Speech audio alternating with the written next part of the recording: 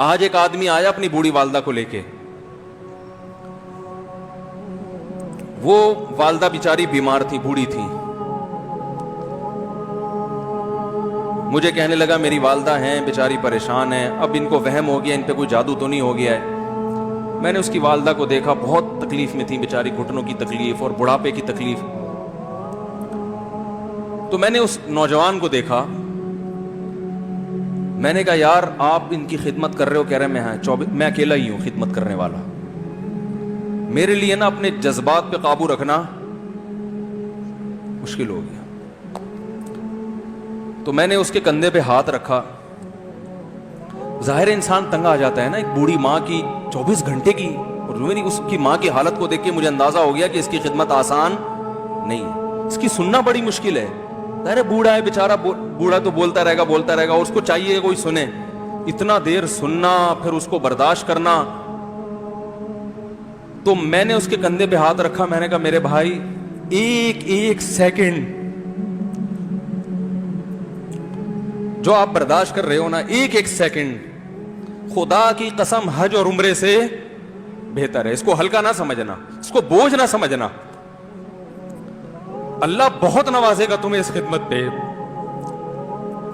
دنیا میں کچھ ہو سکتا ہے بزنس کا لاس ہو جائے, جو ٹائم دکان پہ بیٹھنے کا تھا وہ بھی کس کو دے رہا ہے.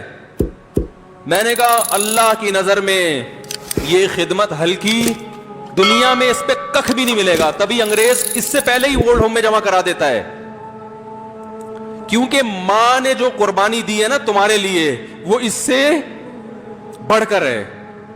وہ بھول جاتا ہے انسان, اور اس پہ کوئی موٹیویٹ کرنے کے لیے تیار نہیں ہے. وہ فادر ڈے اور مدر ڈے مناتے ہیں بس سال میں ایک دفعہ.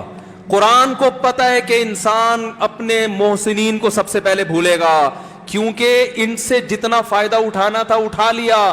اب اس سے نہ کوئی فیکٹری چلے گی, نہ معیشت مضبوط ہوگی. گورا سارا فوکس کس کو کر رہا ہے؟ کنٹری مضبوط ہو جائے, ہے بھائی, بزنس اچھا ہو جائے. اللہ کو پتا ہے ان لوگوں نے تمہیں جنا ہے. ماں نے, قرآن کیا کہہ رہا ہے, حملتہ امہ کرہن ووضعتہ کرہا. اس ماں نے تمہیں تکلیف سے پیٹ میں اٹھایا اور تکلیف سے تمہیں جنا ہے. وحملہ وفصالہ 30 شہرا. اور جب دودھ پیتے بچے تھے نا 2.5 سال اپنی گود سے چپکا کے رکھا ہے اس نے, 2.5 سال. ایک سیکنڈ کے لیے الگ نہیں ہوتی تھی. اس وقت تمہاری معاشرے کو کوئی ضرورت نہیں تھی.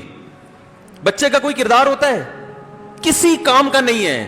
پھینک کے چلی جاتی, کوئی پوچھنے والا نہیں تھا. عیدی سینٹر میں جمع کرا دیتی. کیسے پالتی ہے, کیسے سینے سے لگا کے رکھتی ہے. اور کتنا بڑا رشتہ ہے ماں کا بھائی. دنیا میں اس سے بہترین رشتہ اللہ نے کسی کا خدا کی قسم بنایا نہیں ہے. اس سے بہتر محبت کی اور خدمت کی مثال ملتی نہیں ہے دنیا میں, جتنی ماں اپنے بچے کے لیے کرتی ہے. اپنے ہی باڈی سے نکلا ہوا دودھ اسے پلاتی ہے, اپنی باڈی خرچ کرتی ہے اس کے اوپر. آپ کی باڈی بھی اس کی باڈی سے بن رہی ہے, آپ کو شیلٹر بھی دے رہی ہے, اور پھر ساری زندگی روٹیاں پکا پکا کے کھلاتی رہتی ہے. کوئی ملازم رکھ کے دیکھ لو, 1 دن پکائے گا, 2 دن پکائے گا, تنخواہ مانگنے آئے گا, پھر اس سے غرض نہیں ہوتی کہ آپ کھا بھی رہے ہیں کہ نہیں کھا رہے. نہیں کھاؤ گے تو تکلیف ہوتی ہے اس کو. بھائی انتہا ہوتی ہے خدمت کی. 10 سال 20 سال جب تک شادی نہیں ہو جاتی نا, کون کھلاتا ہے؟